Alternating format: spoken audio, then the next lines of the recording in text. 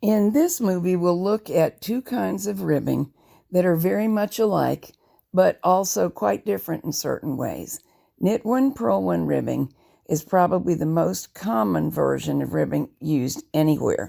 This is frequently used to hem sleeves or an entire body of a sweater, and this is the needle setup shown in the instruction book that comes with your Singer Studio Silver Reed ribber. For knit one, purl one rib, frequently known as 1x1 rib, the swing setting is P. For what I call full needle rib, but the manual calls double rib, this is the needle set. Full needle rib is actually a version of knit one, purl one ribbing, because we are alternating between one knit on the main bed and one purl on the ribber. But generally, the manual doesn't mention that fact. It simply refers to this as full needle rib or double rib. The main difference between this and regular knit one, purl one ribbing is that we use every needle across the entire span in work. Also, when we come down here, we have to set the swing to H so that the needles will alternate and not crash into each other. Both kinds of ribbing are begun with what may be called the tubular or circular cast-on, which consists of a zigzag row, hanging the comb and weights, changing to tubular knitting settings, knitting 2, sometimes 3 rows, depending on your preference, and then going into the main knitting. I am just glossing over that cast-on here because I've devoted an entire movie to it, and I'll place a link in the program notes. After the circular or tubular cast-on is complete, we return to stockinet settings, change to an appropriate stitch size for the yarn being used, and proceed to knit. And the knitting is just like stockinet from that point on, except that both beds are in work. That last piece of video showed knit one, purl one ribbing. This is showing full needle or double rib.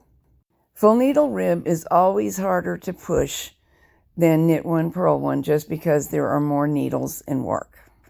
For the same reason, full needle rib works best with yarns that are in the middle to light end of what the machine can handle. If you go all the way to something that would take tension 9 or 10 on the dial, you're probably going to have difficulty with full needle rib. The usual use of full needle rib is for things like blankets, sometimes jackets, where we want a truly reversible fabric. Oh, scarves is another great one. So a lot of times we don't really transfer back to stockinet, though you could. But lots of times we're just wanting to bind off. You can bind off in ribbing, going through this stitch, then this stitch, this stitch, this stitch, and so forth. My preference personally is to put both sets of stitches onto the main bed and then bind off around the gate pegs. Sometimes binding off around 2 gate pegs rather than 1 to keep the bind off loose, because full needle rib, since we're using so many needles, tends to be a little bit wider than stockinet fabric in the same yarn.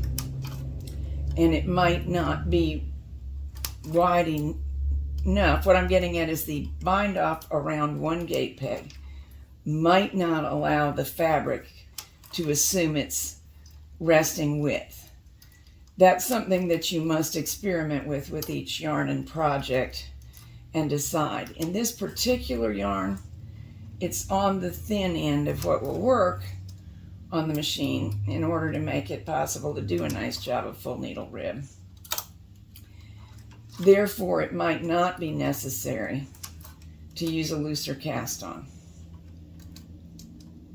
It depends somewhat on the degree of fuzziness of the yarn as well. That's why we have to swatch. Now, you may have noticed I racked back to P, meaning the needles opposed perfectly. I do that for convenience because I can aim my tool straight at the next needle across. Some people don't like it this way. It's totally a matter of where can you aim your tool and be most effective. So just do what you want to do there.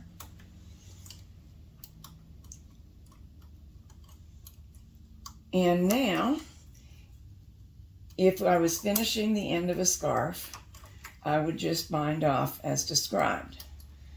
If I was going on into a stockinet portion of the project, and I think that's what I'll demonstrate for you, I would remove the ribber arm, unthreaded of course, install the main sinker plate. And I'll tell you a reason why you might use full needle rib at the bottom of a garment. I've seen it done very effectively, especially on little kids' garments. Is it because it does tend to be wider than stockinet? You can make a nice ruffled effect, but the ruffle doesn't roll at the bottom. It's finished. So we're going to go into stockinet. I will knit a few rows and then let you have a look. And here you can see that my full needle rib is a little bit wider than my stockinet section. It's not a tremendous amount in this particular yarn, but you could enhance and exaggerate that effect to make a bigger ruffle by using half fisherman's rib or full fisherman's rib. Those are also known as English rib and double English rib on this kind of machine. On half fisherman's rib or English rib, one bed tucks every other row, the other bed knits stockinet at all times. And as you know, tuck stitches make the knitting get wider. On full fisherman's rib, also known as double English rib, both beds take turn tucking and knitting. And if you're wondering how come you can knit every stitch on one bed as a tuck stitch, remember it's alternating with a stitch on the other bed, so it's not really side-by-side tuck stitches, and that's why it works. And the effect in width is dramatic. I do have other videos on that in the Ribber series. So that's full needle rib, best for blankets, scarves, flat fabrics where we want to use both sides and the two sides are identical, and sometimes hems if a little bit of flare or no pulling in whatsoever is desired. Now I'm set up for knit one, purl one, or every other needle or 1x1 ribbing. The use of weights and the cast-on comb is covered in more detail in the tubular cast-on video, but let me just briefly review it here. I don't know of a single Japanese-style knitting machine that can manage use of the ribber without weights. Always plan to use the comb and the weights. They get installed after the zigzag row and before the two tubular rows, which I'm setting up to knit right now.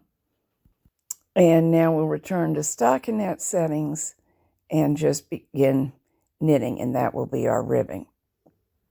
Although the carriage settings are just the same for full needle rib and knit one, purl one, or every other needle rib, remember that we use P for every other needle rib.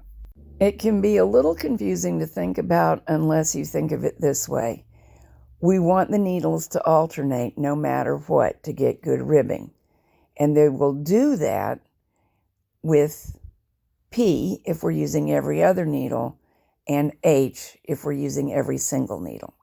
Since knit one, purl one ribbing is frequently used as a hem, then very often after knitting it, we transfer the ribber stitches to the main bed and continue in stockinet. You can see from this diagram that every stitch that exists on the ribber has a needle waiting for it on the main bed, so the transition is very smooth. Normally, the ribbing is knitted at about 2, sometimes even more, stitch sizes smaller than the stockinet knitting.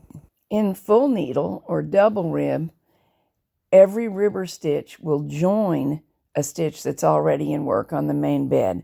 So the needles will each have 2 when you begin to knit in stockinet. It could be a problem if we were knitting in heavy yarns, But since full needle rib is not a stitch that lends itself to heavy yarns, I've never had the slightest trouble knitting off the pair of stitches and making a smooth transition. Here the full needle rib is at the top of the swatch. The stockinet is below it, and the transition is quite smooth. There was no problem at all. There are more explorations of the Singer Studio Silver Reed family of ribbers to come, so stay tuned.